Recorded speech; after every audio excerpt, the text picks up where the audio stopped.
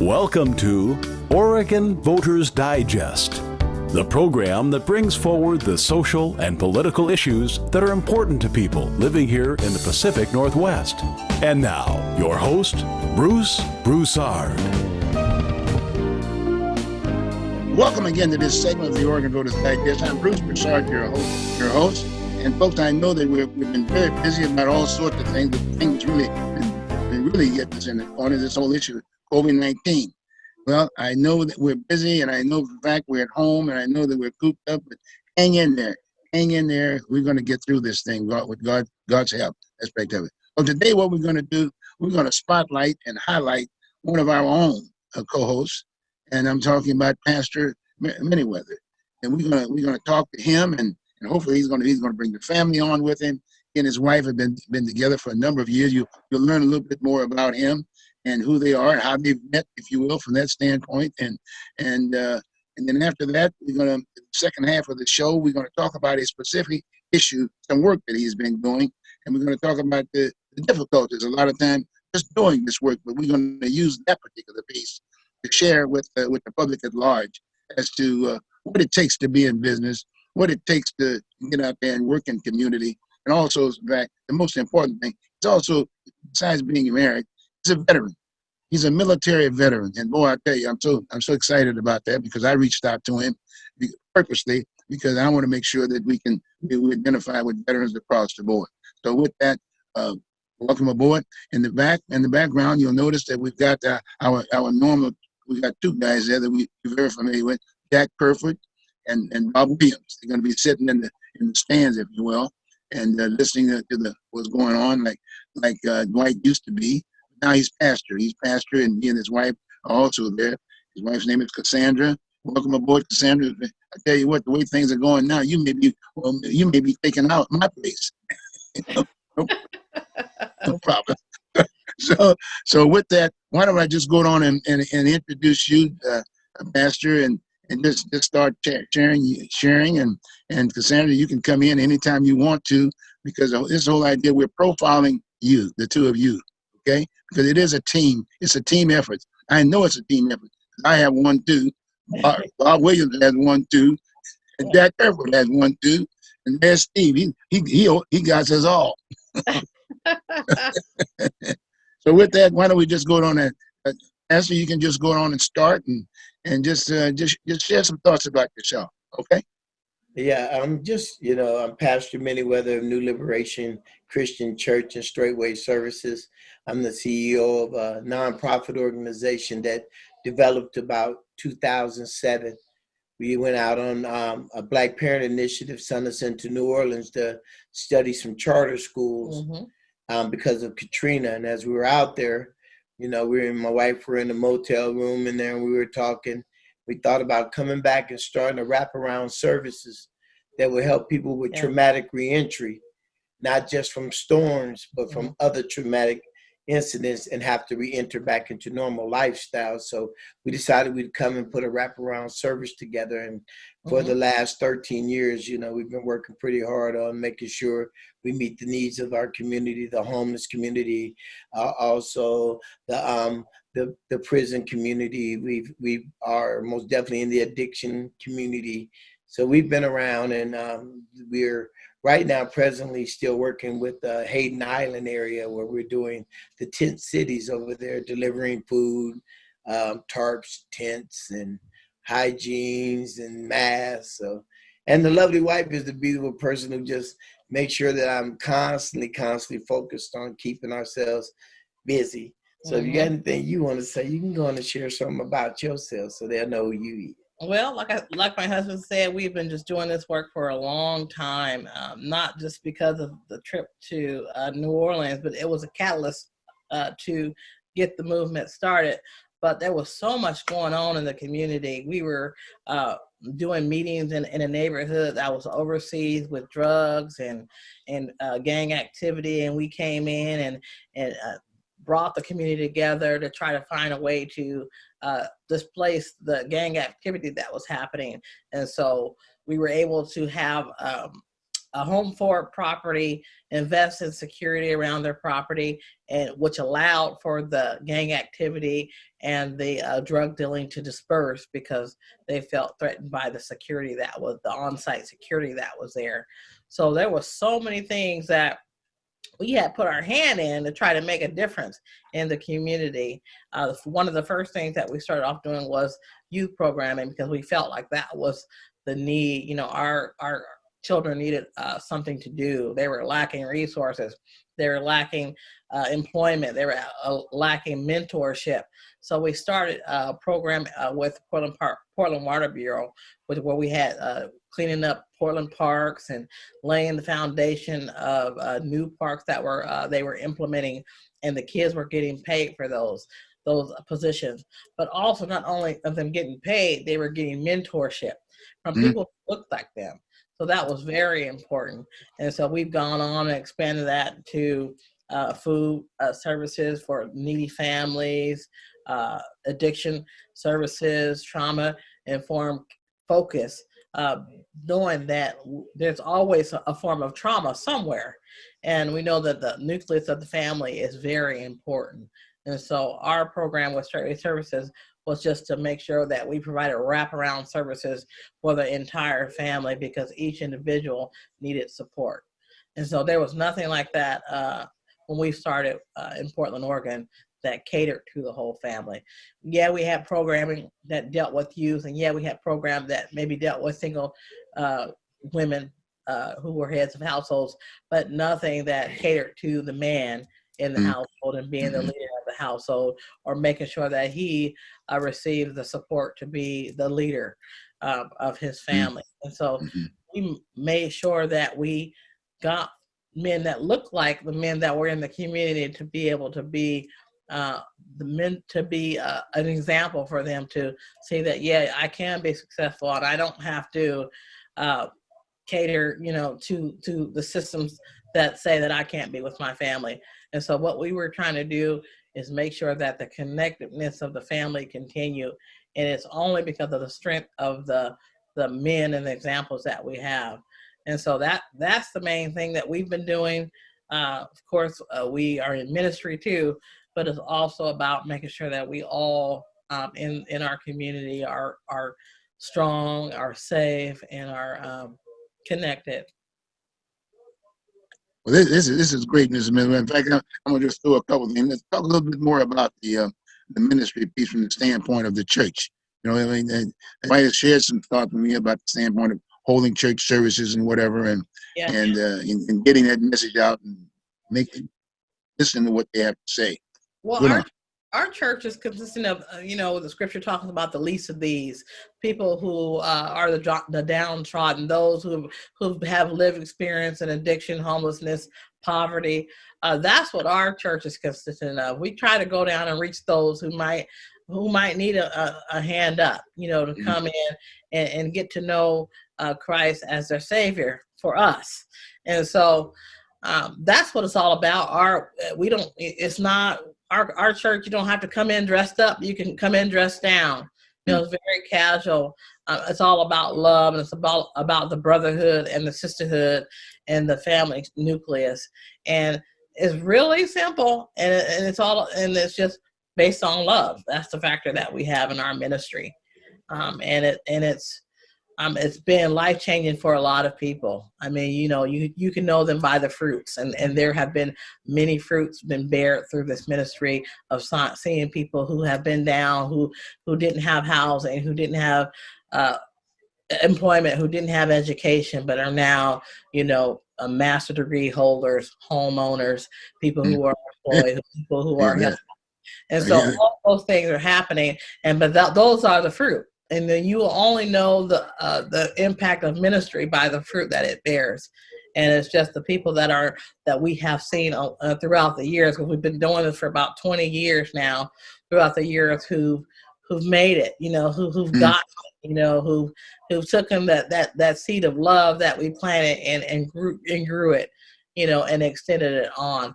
And that's the biggest part of our ministry, is just the love piece. Another thing I'm going to throw out real quick, is the diversification of the organization. You're not just dealing with this user friend, just black. You're dealing with the total community. Oh, But sure. I like, yeah, you know what I'm saying. But I liked the idea when the pastor said to me that again, he's focused, if you will, with black youth, and I thought that was a very interesting piece. And he's been working very closely with the police department. In fact, I think he's doing it. That was one of the things I really recognized because I was very familiar with PAL, the Yeah. police athletic league. Well, it's since dissolved that. And Yeah. but he had a similar kind of a concept, which is similar to what they were doing. Hopefully, they will get that back on the table again, and hopefully they could work through him and your ministries, if you will, because that's a very, very important one. I mean, the community always talks about it, always hear about the negative sides about the youth and the shootings and this, that, and the other. There's no entity where they can sit down and focus on that particular issue, and these people would respect someone like the pastor, and I knew that for that. And naturally, when I noticed he was a veteran, I was very excited about the fact that he shared that with me. Someone shared that with me, and I visited him when he was on MLK there at Miracles and whatever, and we chatted and and I saw all the folks that were coming up and lining up to eat and whatever. But the fact that he was a veteran, and then one of the areas that I was trying to reach out to was, in all due respect, because there are a number of veterans, even like myself. I was PTSD and the whole 9 yards, and we did the NOM thing, and a lot of folks come back, and we have our problems, mental illness and like. A lot of times some of us are incarcerated and whatever, and you spend a little time or whatever. But the fact of the matter is that after I get through talking to the pastor about that, he also was reaching out to those brothers and anybody, veterans who were coming out the institution, and trying to give them the opportunity to get back in community. That's a tough job. Trust me, I'm still working on that right now with reference to what I do as No Vets Left Behind, because that's exactly what my organization is about. So he really brought a whole bunch of things to the table, and I'm really, really excited about the work that you guys are doing and what you're doing, and really want to continue on with that piece and anything we want to do and anything I can do, and the others that are sitting there looking and listening and whatever. We want to really support what you all are doing. We want to thank you very, very much for doing this kind of work. Now the pastor was nodding his head there for a minute. He had a couple of things he wanted to say in regards to the ministries and some of the work you're doing. Maybe talk a little bit about that police work. I got excited about that part. First I just want to kind of say, the thing that is the most attractive thing that leads me to the ministry the way that I desire to present myself is the fact that, I never wanted to be in a position to look down upon anyone. I always wanted to be in a position to be always adjacent to anyone that walked up to me. It didn't matter how low I could get that low, how high I could come that high. I don't have a space of respecting myself or higher than I should actually respect myself. But what I mean by that is that, like at our church, our tithers are the people that are on Social Security. They're people, we're not a big tither church, we don't even pass an offering tray. I've been pastor for 20 years and I've never in one of my services have ever taken offering. You'll never hear this anywhere else but the Minnieweathers, because we understand that you can't be God-given, and that's why we live the successful life, is because we're not looking for commissioners and mayors to be in our church and all. I'm cool with the average Joe. Me and the average Joe will go change the world, because the average Joe, he'll go in that tent city with me. Yes. The average Joe will go downtown under that bridge with me. Yes. Some people are afraid to go in these places. Exactly. God said, hey, look, you come from a place, go rescue some people, then go in. So with the police, what we were doing is we were facing a whole community that knew everybody didn't trust them. They hated them. So what we created was a program that involved them. Mm-hmm. So what they would do is they would come on Saturday nights and we'd have late night hoops. And they would come without their badges, without their guns, and they would come play basketball with the community. Mm-hmm. And we were in there for like about 3 years. We never had a game call. We never had a shooting. And we had the Crips, we had the Bloods, we had the Hoover. Everybody was playing basketball together. Yes. But they knew that if they messed that space up, that they would have nowhere to really be safe. So they would take care of it, and they would make sure we didn't have no trouble. And I got a lot of people to come out, go to work. I got a lot of people to change from selling drugs and becoming a father and learning what it took to take care of his household and get them off of the low income housing and pay your rent and learn how to take care of your own. So it was exciting and they were supporting that. And then it came to a point where they said some money and budget and funding and they cut our program. And then I've watched nothing but a separation again between the community and the police. Yes. And what would not have been happening right now if we'd have continued that work, they wouldn't have the position they have right now because people would see them humanized by being a part of that, what we were doing. But they separated themselves and went back to their side. And now the community's like, well, what happened to them? Why did they abandon you? Why did they leave us? Why did they go back? And now they're looking under a whole different light. I can't really, you know, you're right. What can I say? You're right. You can only tell them, hey, they're good people in the police force. I've met with them, I worked with them. But when it comes to the community and budgeting and funding, they don't think it's important to put money into things like this. And I told them at the end of the day, we'll be putting more money into the institution because they're going to jail if we don't give them an opportunity. They're going to be in the graveyard if we don't give them an opportunity. And our biggest thing right now is we're watching this thing get way out of control. And I'm on the sideline. I'm normally in the middle. I've been called to shootings where Officer Vince Elmore had me go in the apartment where the Crips were held up 30 deep with guns. I talked everybody out of the apartments. It's on national news. But you pull out on me, and I'm a community guy that used to be in those streets. But they respect thoroughly. I'm talking about thoroughly I have respect in those streets. Right. And when I talk to those streets, they listen to me. And to just have that positioning is a powerful thing. And I just want to continue to be able to speak to my community and have them trust what comes out of my temple as I tell them that people are working on our behalf. There are opportunities for us to take a higher road than the lower road. And I just want to keep being able to spread that message to them. And again, I never denied any of the good work we did. It was beautiful. I appreciate them for every single trip. We took them to the motor sitter. One day they took the whole motor sitter and I took 50 kids down and they trained them and took them into the locker room. And guess what? 2 of those kids are in college right now heading to the Pro Bowl. All because they walked on that floor. All because they felt that feeling. All because they was in that locker room standing by Damian Lillard's shoes. So now I'm watching these kids who said, if I had never let them see that image, couldn't have never seen themselves there. Exactly. Wow. That was the black man's shoes. Yes.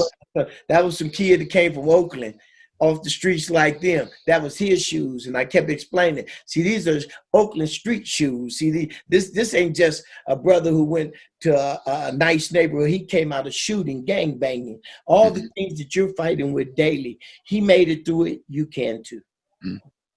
Well, I tell you what, I mean, you're a diamond in the rough, trust me. And even some of the viewers that we have here now, both Jack Kerfoot and Bob Williams, both very, very much involved with the youth and community and things of that nature. And that's why we have you on as one of the co-hosts. You are a host here on Oregon Voters Digest here.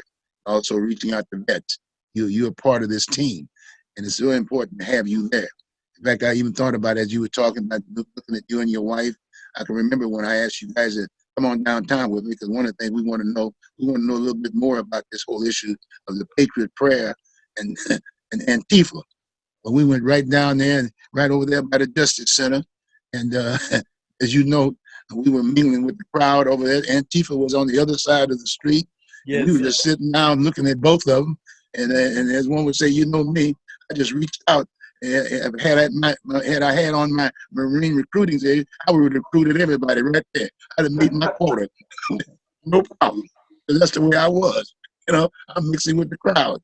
But you guys were there. Your wife was there too, by the way. I want you to know that. And so I was really feeling good about that. And I knew that I'd found the right person, if you will. But at the same time, we're helping one another. And that's why we wanted to make sure we had you on the show today to profile you, to let the public know the kinds of folks we're dealing with and the efforts that we're trying to make as a team. We are a team, if you will. Yes. And trust me, this mayor who was given another shot at being mayor because he was still in boot camp as far as I'm concerned. Now he he's got 4 more years, and he's going to have to do some work. I mean, they saved him. They made sure that he stayed in that seat for whatever reason. And I'm very familiar with the business folks that put that together. But the bottom line is that was their choice. I said, cool, but you're going to be working. I mean, we got race issues aspect of it we got to deal with, and they're going to have to deal with this piece. And trust me, there's some issues here. But bottom line is that that's one of the reasons why we have you as part of the team, and we want the public to know that, so you are aware of all these other pocketed things. You guys can't do all kinds of things. You got to stay in one good lane. You've been staying in that lane for a number of years. You got credibility, and good point of that. You got Jack over here who's ran for office, and I want to take my hat off to you again too. I remember basically interviewing, introducing you to Jack Kerfoot, who was running for city council at the time. And ordinarily, he might whatever getting involved in whatever, but I shared with you where Jack was coming from, and he had a good mind, and he had something to contribute, and you got involved. Because a lot of times I understand the definition of politics. Trust me, I mean, and if he wasn't worth something, I wouldn't introduce him to you. But I introduced you to him, and as a result of that, he's developed a sense of rapport and respect for you, and vice versa. Again, that's why he's on the program, because as far as I'm concerned, he's a future elected person, and he's here looking at what's going on and knowing what's happening in the community. Yes. Bob Williams is another good guy. He's been dealing in labor. He retired out of labor, the unions, and this, that, and the other. He knows it backwards, sideways, and the whole 9 yards. And if anybody knows character, he knows. And he's been playing golf a lot. But trust me, he spends a lot of time helping kids. I mean, they've got quite a quid program. He's very much so. He's got quite a background. And what I'm sharing with it, we're gonna do a profile on each one of these individuals too. But we want to let the public know that you're with the right team, and we really appreciate you, and especially your wife too, with you, because it shows that we're talking about family. We are very family oriented. All of us are very family. So anyway, that's our intro. Well, folks, what we're going to do, we're going to take a short break, and we're going to talk to one specific program that he's running, and he's going to share that with us, and the benefits and some of the obstacles a lot of times that one has to deal when you're dealing with situations like this. Okay, we're going to take a short break, and we'll be right back.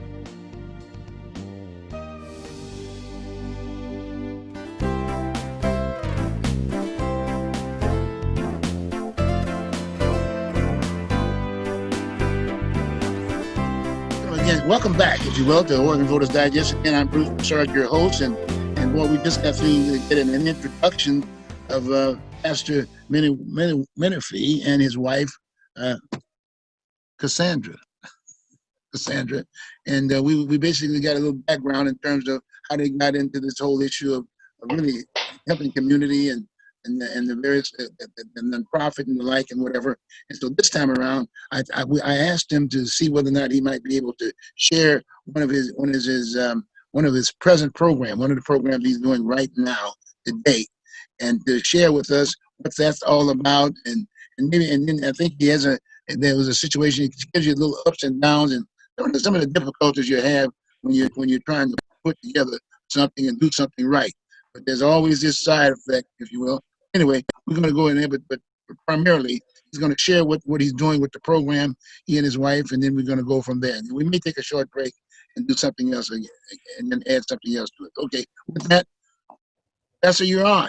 It's kind of going through an experience, being in the community of helps, and being that we've been doing this for like 20 years in our community, food boxes and just serving our community.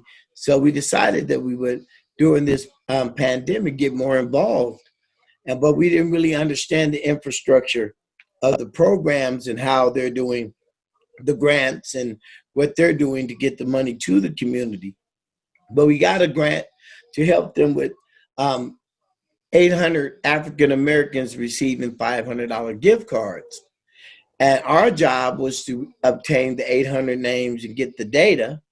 And their job was to have the cards mailed out to the individuals that we gave them the addresses and birth dates and numbers too. So we were there and we did our work in about September. And by the middle of October, things started to shift for me and my wife. It just really changed a whole lot in our community because a rumor went out that we had stole the gift cards and that we were buying things, and they were saying because it was taking so long to receive it, they were making up stories that said the federal government came and arrested us in our home. This is like not 100 calls, Bruce, like 700 calls. It went to Mississippi. It went to California. It went to all the places I sing, the pastors I know. People call those people and tell them, Pastor Minnieweather's in jail. So the rumor right now is that this morning I was in jail in the federal penitentiary for embezzling $1 million because that community was very broken. And with the pandemic and the shutdown, that 500 meant a lot to them. I mean, it really meant a lot to them. And they had us believing that between September that it was an urgent pass through. Like, okay, you get us the names, they're going to get the money. I'm like, cool, I got that. So we go and we get the names, we put in the data, and then it takes them till November to send out a first card to anybody. But from September to November, my daughter's friends, because I run camps. I've been running camps for years. So all the kids from the last 13 years that she's known, ever since she was 5, are calling her, your dad in jail?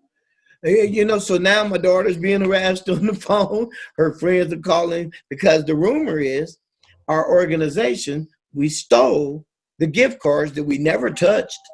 Couldn't have stole because we were in no position to steal anything. And it was like we were calling, trying to get them to understand that we needed info. We need to be able to give the community some kind of a closure so we could tell them when things are coming, how. And it was just like, it was so unprepared for what we're doing that they didn't even have a system set up, a portal for us even to put the information in. So we get the information, and it took them a month to get a portal up. Then they finally get a portal up, and it takes them now 6 weeks to send a card. So now people are just getting the cards. Cards are just coming out. But what has happened to me is that there's still people who doesn't have cards, and they're just constantly still saying things about me in the community. They're still saying we stole them. They're still saying all the things that they're saying about us. And it's just like a horrible experience because it has damaged my reputation as a pastor. It has damaged me. It makes people think that I stole, and they're talking about things that shouldn't be talked about in that nature. So, I mean, it was like I dropped off the show. I'm sorry, my brothers. I didn't have a direct communication to you guys, but I was going through so much with the reputation of what was happening. I didn't want to bring that to the group. So I separated myself until I could get some of these things resolved, that I could sit back on the panel without damaging your reputation by people seeing me on there saying that I'm the thief. I've been arrested by the feds. So now if I'm sitting on the show, it's like I just thought I was damaged at that point. So I want to apologize, first of all, because we have been faithful to each other with this show. And I have been a part of the show for a very long time. And I just want to say that to Jack and to Bob. I love you guys. But that's why you didn't see me. That's why I wasn't posting in. That's why I wasn't chiming in. Bruce was calling me. I just didn't know what to say. I didn't know how to, say I couldn't be on the show. Well, Bruce, can I ask him a question? Go on. Sure, go on. Have they done anything, the agency that you were going through, have they done anything to help clear your name? Not at all. It's shameful. One of the things that I would suggest, number one, are the cards, before you do anything, you want to make sure that the people are getting their cards. And because if you come out and say something negative against the agency or something of this nature, they'll dry everything up. We know how the system works. So once you make sure that the people are getting their cards that you have sent in, that's when you should also let the news know what happened. so that they can help you clear your name. Mhm. That's why Because Bob, that's why we're doing what we're doing. See, yes, this is team ball right now. You got me? And we got the ball now. It's our job, if you will, to get this thing cleaned up and squared away. We want to find out when did the program start, who's the person at the legislature, how they passed the bill, basically who's writing the checks, all that kind of a deal. I'm sure they had to audit this deal. And so my point is that's legit. But there's another side here. We're right in the midst, if you will, of the whole issue of a campaign, a national campaign that has brought race. Race is an issue. Race is an issue right now. And just recently, and Jack will probably fill you in on, he's going to fill us in real quick, like on basically where that came from. So my point is, but I just want to make that point before I let Jack come on right in, is that so Pastor and Mrs. Menifee, look, we got the ball, and that's why we want to do the show. We want to let the people know who you are and what your background was and how much you're working in community and how long you've done this. And then from that point on, we'll handle it. We're going to handle it. Okay, Jack, would you mind sharing a bit about that article that appeared in the Oregonian not too long ago?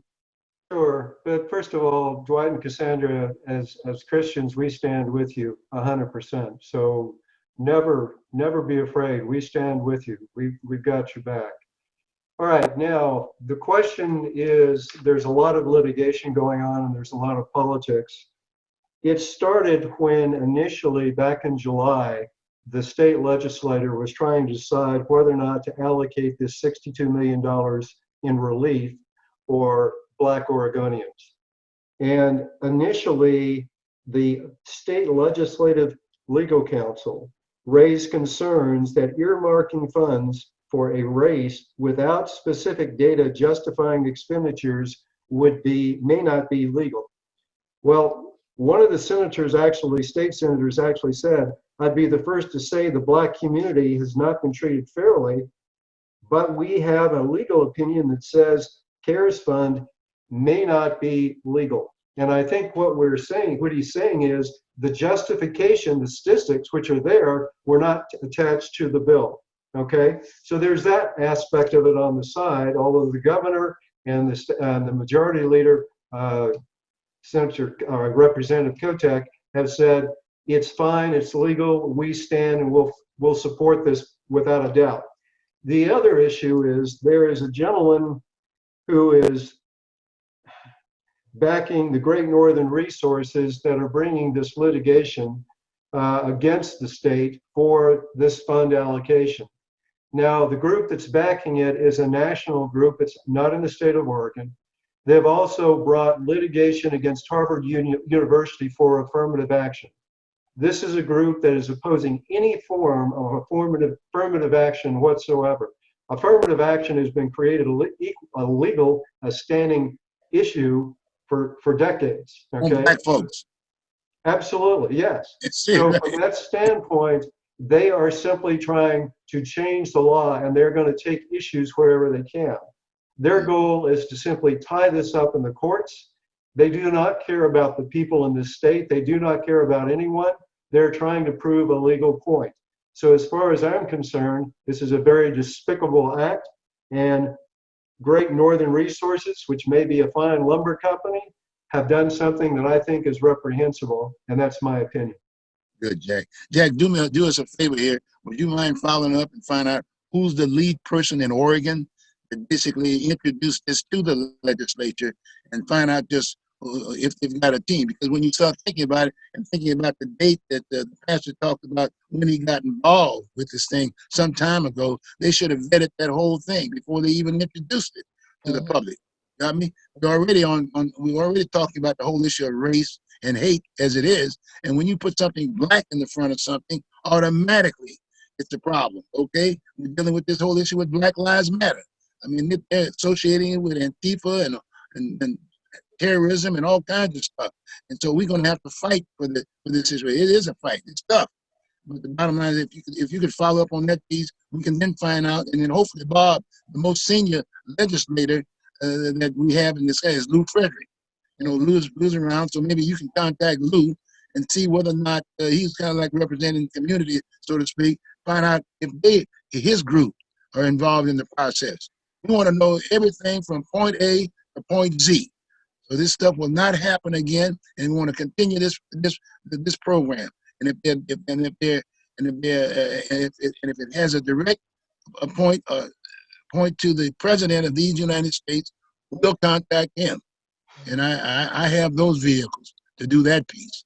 So let's go on and let's get our ducks in line, and we'll follow up, and we'll actually do a complete show, and hopefully have someone from the governor's office or from the legislature to come on the show and educate the public, because we have to educate both. Because as you know, this country right now is divided, half and half. Sure. You know, one black, one white, and so we gotta understand that. So that's where we're going to be. So we wanted to make sure we did this particular show, and we want to make sure that we want to thank both of you, the two of you, for the work that you're doing in the community. And these are the kinds of things that the public needs to know about what we're doing, because they never see the positive side of us. It's always the negative side of blacks. So this work right now. We got to do it, and we are going to do it. And we're going to do it right here at the Oregon Voters Digest, and you will definitely be part of the panel. Yeah. So you need not worry about bringing this issue up again at this point in time. We just want to make sure you understand that you will then become part of the panel, and you will be asking questions just like we all are doing. We're going to follow up on what is going on. You just keep up the good work, and we want to thank your wife for being a part of this. It's a beautiful program, and we're here. Okay. You can rest assured, Ms. Minnieweather, we're going to take care of it. He's going to be okay. All right. Yeah. And, you know, that's the only part that really was like disturbing to me, is that they would, you know, have us in a position to do a thing that they couldn't do obviously themselves. Yes, right. And then have us to do, and then put us in a position where, like, we were even trying to do emails to find out some information. We were told, don't call us to the end of such and such, and don't have nobody else call us. But we didn't get any information. Mm-hmm. Mm-hmm. So I mean, I want to find out how this thing works, and what do we do when we don't have a community engagement coordinator, somebody that I can communicate directly with when things are going wrong between the public and them. And I never had that direct involvement to be able to say, let me call this person and say, hey, it's been a month. Can you tell me something? Can you give me any information to tell the people? And I'm like, and then the people call me back like, well, how are you doing this and don't know nothing? So it just really looked like maybe I could have been doing. Okay. Well, we're going to share. One of the things that we get is instant. We can get instant information nowadays because of the internet. But Yeah. Now, while you guys were talking, I went online to look at this, and they say there's two nonprofits that are supposed to be administering this: the Black United Fund and the contingency, whoever they are. Yeah. And so, you know, they should have some answers, and they should have been there to say, no, we haven't sent him a dime. Right. You know, these are the things we got to start holding each other accountable too. Sure. And so, you know, as we dig into this, I think it's going to get a little muddy. And, you know, we're not going to sling mud, but we are going to make sure that the water is clear the next time some funds are being allocated somewhere. Sure. Well, you need to make sure that the light is clearly focused on the situation, and that I think Bob is right. Having discussions with the media, newspapers about these challenges that you're faced with, I think would be good. But I would start with those two groups that have been designated to allocate the funds first, and then, depending on how they respond, just have a sit down with Tribune, the Oregonian, and discuss the challenges that your community is faced with and you're faced with right now. I might add, guys, that again, that's one of the reasons why I do this piece about the Oregon Voters Digest. Communication is something that a lot of times it gets scattered out like a shotgun piece, if you will, and nothing gets done. That's why we're doing it now like this. We want to make sure we get this particular show in the hands of the media. He doesn't have to worry about interviewing as an individual, because in most cases these cats are not, they're just doing sound bites. They're not gonna get anywhere. We got this show So when they see, when someone gives them a call, send them to the show. Send them to the show. Just share it with them, aspect of it. And in all due respect, Bob, Lou Frederick is the head black here in the state of Oregon. And this is his district. Get together with him and ask him those questions that you're talking about, and get him to get here on this show with the answers. He's on my dial. He's on my phone. On the answer. And get him here. Get him here. And and then tell him, said, don't worry about Bruce. You'll interview him. As long as he says the right deal or whatever. And then Jack is here, and Jack is very much involved in politics like I am, and Bob is also too. So we understand the game. So that's why I said we got the ball now. Don't you just to say, look here, why don't you give Bruce a call? Or better yet, why don't you look at the show? Got me? I'll explain to him that we're not Jack Kerfoot or something. Got me? Yeah, we have to explain to everyone that we're not here to crucify anyone. And especially not the messenger. We just want to have answers so that the people know what in the world is going on. That's our primary focus. Yeah. We might want to just, like I said, at the end for me, the biggest thing I can see is like them being able to say, Pastor Minnieweather never took nothing. That's all I need to say. We never gave him nothing to take. And then put us at the table when you're preparing things for us. Let us be at the table. Because you didn't know that if you stall my community out, you get me put on the cross. Mm-hmm. See, our culture, we don't got the patience of Job and the month. That's right.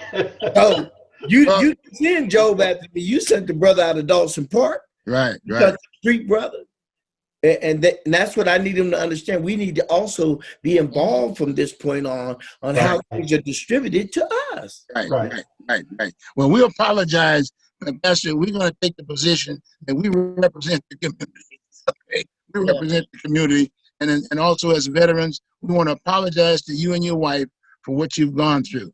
And we're going to get this point to resolve and get some other entities to do the same thing and apologize to you and your wife so that you can continue doing the kinds of work that you're doing. Because trust me, we're going in right now with the whole issue with the city of Portland, with a whole new city council, and a whole new mayor, and they don't have no background. Yeah. So we got work to do, and we're going to be here to help them. But the bottom line is that it's going to be done. So again, thank you very, very much for what you're doing, and keep doing what you're doing, and we'll handle this other side. Okay. With that, what we're going to do, we will be back on this subject matter, and hopefully by next Friday or whatever, we'll have something, and we'll kind of do an update, and we'll be able to discuss where we are, to make sure that the people and the media understand where we are on this particular issue. With that, we're going to go on and close.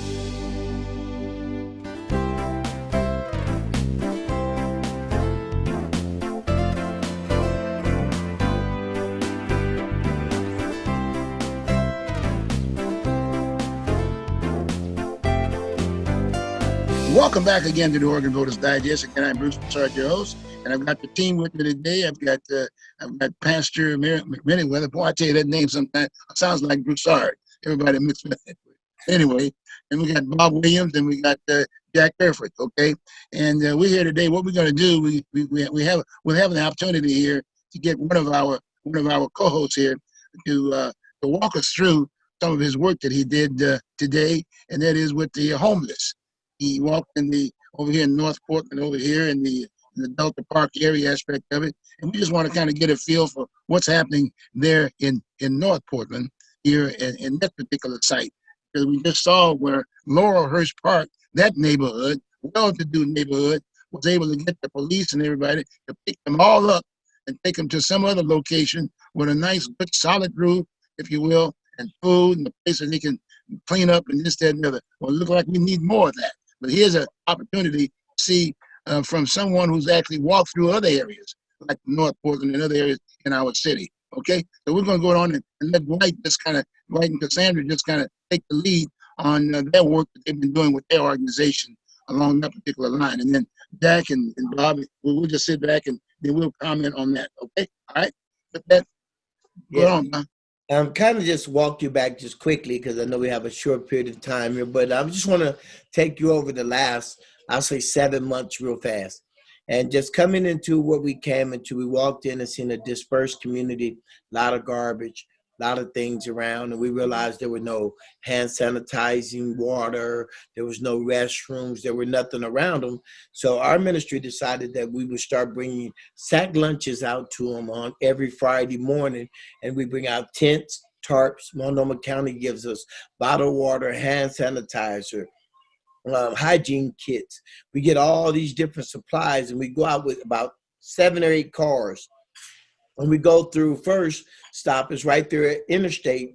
As you're going across I-5, if you were coming down Interstate, and you know that little city that's off to your right there, if you're ever going into Vancouver or going home, you see them over there with we start there. That's our first part of our route. So Friday, this morning, we started there, and we fed maybe about, I think it was about 25 to 30 people. Area real rugged, real rugged. And we're noticing that they're putting big boulders and rocks and different things they're placing out to make sure that they can't put the mobile homes and tents in it. So the whole thing that we're watching is like, okay, if you're gonna displace them, where they're going. You know, we're watching this as the people that are feeding them, clothing them. And we've been doing this like on every other Saturday until the weather changed. We actually did a live gospel concert there in that area. My gospel group, we sing, we bring out about 40 chairs, social distance apart, masks, and they're already out there. We bring food, they barbecue. We just minister to that community. We leave clothing and we leave. So now the winter is hit, and we're not able to go set up the equipment and be out in the outdoor scene. So now we're going through, again, dropping off food. But on Tuesday morning, we're going out there and hopefully just pass out a couple hundred trays of Thanksgiving food. Going to leave them out where people can get them, and we're just going to come back in. But that's our goal for Thanksgiving, being that we can't do our annual Thanksgiving feed. We normally are in a building, and we normally feed about 600-700 people every year with the help of the police department.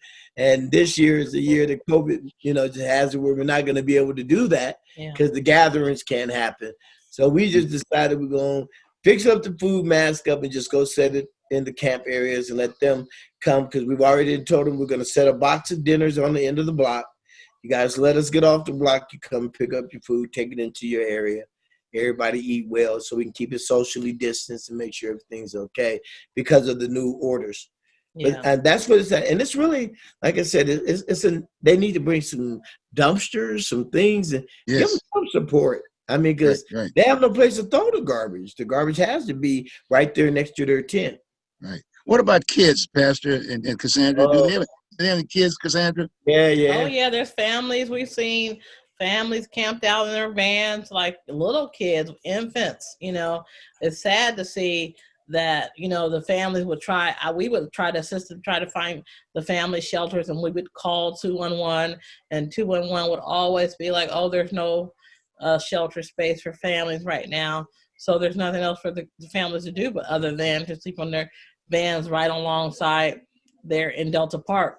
We've noticed that a lot of them have been migrating from Washington because Vancouver, Washington has a very strict rule about homeless population over in Vancouver. You can't just camp out in your car or post tents out on sidewalks or in parks. So they've been migrating to Delta Park. And so that's why the area has increased. And so what the city has been doing is all these boulders, trying to make sure that it impedes them from being able to just park their vans or their motorhomes there. But they still, of course, find a way to pitch their tents. And of course, it's unsanitary. The people are not getting the services because of what it looks like, and just being in those trenches is hard for the people. And so I don't know why it was so important to clean up Laurelhurst Park first, than to come and help the people at Delta Park, because they're the ones who are really in need. No of that. support at all in that community, other than what we've been doing. And we've been able to get a porta potty put out, a little sanitation sink has been put out. Yeah. We had some funding just came. We were able to do it's a homeless piece to the grant. So we're trying to get a shower station out there for them for a month. But now we're finding out that you got to rent it for a whole month, and the grant money that they gave us probably won't completely keep it there for a month. So they won't let me do it for like 2 weeks or 3 weeks. You got to do a whole month.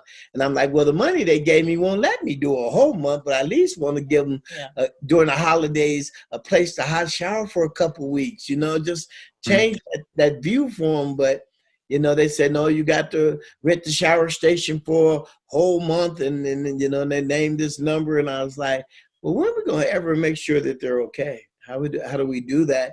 And like I said, again, I walk that trench we out there every Friday, and we've been out there every Friday for about 8 to 9 months right now.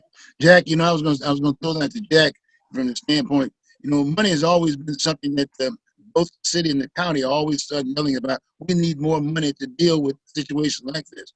But a lot of times they'll raise the money, and then guess what? We don't know what do they do with the money. Right. Jack, and if there's a possibility you might be able to do a little research on that. Is it Wheeler or is it Deborah Kafori? One of the other, either the county or the city. The answer is actually it's probably a little bit of both, because there is some city money, there's some county money, there may even be some state money as well that would be designated by a representative, House of State Representative. So the answer is a little bit of all of that, but we'd have to do quite a bit of digging to find out where that money is allocated. They usually don't leave the most complete trail. Let's just say in the corporate world, I had to have meticulous books because I was constantly audited. Their auditing standards for the state and the city aren't quite as open as I had to have when I ran a company. So that's a little harder task. I'll see what I can do. Good. That sounds good because because the point that Cassandra was making and the pastor in regards to the filth and this, that, and other, the bottom line, they need dumpsters out there, and I know that because I used to work for waste management on the USA Waste aspect of it, and it would be nothing to get those dumpsters sitting up there in those yards, and maybe and there's all these camps have a sort of a little organized group, if you will. They've a designated 1 or 2 persons, if you will, to kind of be the lead person responsible for that area, so to speak. And maybe what they could do, throw a couple of dollars in their pocket, if you will, and make sure that that trash gets picked up, put into the dumpster, and then call up the waste management, and they can pick that stuff up. See, you got me? They would put that in position there. I could start a workforce program with those same people that are in those camps, and I could give them just a little bit of help, and they'll put it in the garbage. They'll do what they're supposed to do. They'll put a crew together, keep it clean because they want to be clean. They want to have a chance to do so, but the odds are against them. But if they had the dumpsters, I could go out there, and there's about 10 guys I know right now that if I said, hey, bro, we're going to put a dumpster, we're going to keep this area clean, I can give you a little something. And they'll monitor it. They'll work hard, and all we want to do is get them back to working. That's right. Get them back to doing some kind of work, whether it's high jobs, cutting grass, whether it's picking up this garbage, just getting you on a schedule where we're going to come through, and these hours you need to be working. Right. That's right. It's this is very, very important because we got to let the public know the conditions that grown people, Americans, are living in. That's right. Americans are living in these kind of conditions, if you will. And we've got folks who are representing us, the people, the masses, through elected officials. That's what they're supposed to do. Yeah. That's what they're supposed to do, be responsible enough to do the things we're talking about and reaching out to you. That's important aspect of it because that needs to be organized, especially with those kids out there. Those kids have nowhere to go. What about their education? Right. What about their shots? And this, that, and the other.